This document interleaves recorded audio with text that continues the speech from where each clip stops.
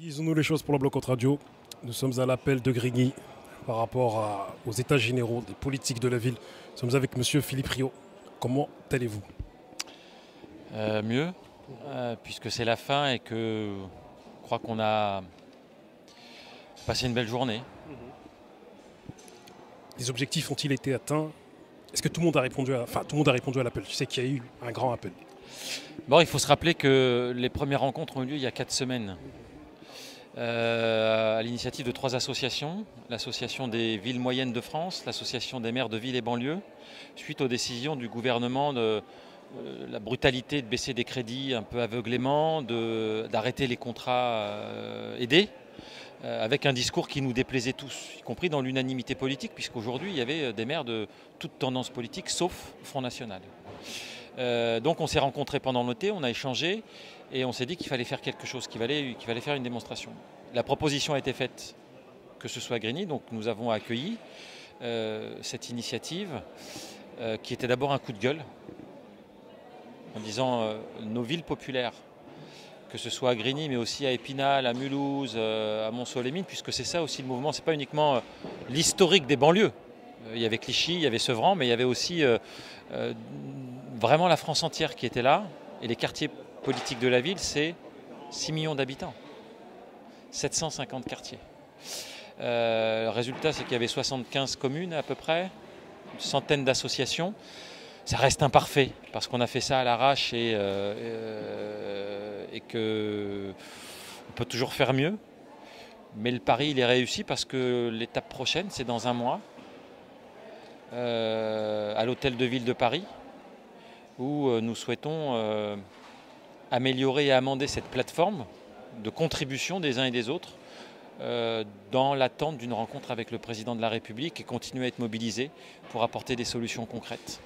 Comme vous l'avez dit dans votre précédent propos, 3-4 semaines pour mettre tout ça en place. Ce gros événement avec toute la logistique qui va avec. Grigny aujourd'hui symbolise pas mal de choses. On sait que c'est la ville la plus pauvre de France, vous savez mieux que moi. Les différents drames qui ont eu lieu récemment, c'était vraiment si important que les choses se fassent à Grigny. Et même pas, c'est même pas du hasard en vérité. Non, encore une fois, c'était l'ensemble des collègues savent que Grigny cristallise ce mal-être et ce décrochage de la République. C'est l'exclusion scolaire, c'est l'apartheid social, c'est cette pauvreté, c'est ces discriminations, ces humiliations, ces chiffres terrifiants sur l'échec scolaire. Les collègues savent ce qui se passe ici. Et en même temps, ils savent que nous sommes une source constante de solutions concrètes. Ce que vous faites, vous, c'est connu. Ce que font d'autres qui sont passés sur scène, c'est aussi connu. Et donc, il y a ce paradoxe. C'est extrêmement dur, mais en même temps, ici, on s'est relevé la tête. Et les collègues, ils ont vu ça, ils ont dit, mais ce que vous faites sur la République, le laboratoire de la politique de la ville que nous sommes en train de créer avec l'État, plus les initiatives citoyennes ou les mobilisations, on dit dans ce territoire, il y a de la dignité, vous ne lâchez jamais l'affaire. Et donc, si on doit le faire quelque part, c'est chez vous. Voilà. Parce que par rapport aux autres villes, franchement, même si je lève le doigt, s'ils ont envie que ça se fasse ailleurs, ça se fait ailleurs, quoi. Disons-nous les choses concrètement. Est-ce que vous pensez que cet événement sert réellement pour les quartiers? On sait que la cause des quartiers dure depuis 30-40 ans. Est-ce que vous pensez que réellement ça changera quelque chose à l'avenir des quartiers, ce qui s'est passé aujourd'hui? Nous savons que c'est un long combat. Concrètement, j'espère que ça va nous apporter du plus. C'est pour ça qu'on a accepté de faire. Et comme je suis quelqu'un qui espère toujours et qui suis farouchement optimiste, vous savez, le pire, ce qu'on se dit tous, c'est que ça serait... de toute façon, ça ne sert à rien, ça n'a pas marché pendant 40 ans. On doit se dire aussi que ce soit les responsables associatifs. Pourquoi les responsables associatifs, ils ne baissent pas les bras? Ben, nous, on n'a pas le droit de baisser les bras. Donc, j'espère que ça va fonctionner. Simplement, je crois qu'il y a une étape qui est passée aujourd'hui. D'un gouvernement qui ne nous calculait pas, on était hors des radars, un gouvernement hors sol sur ces questions-là.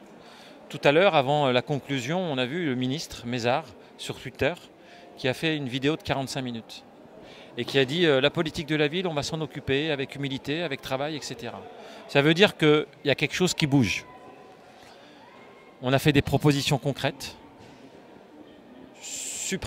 suspension de la fin des contrats aidés, 100 millions tout de suite dans les quartiers populaires pour les villes, pour les associations, un plan généreux pour les associations.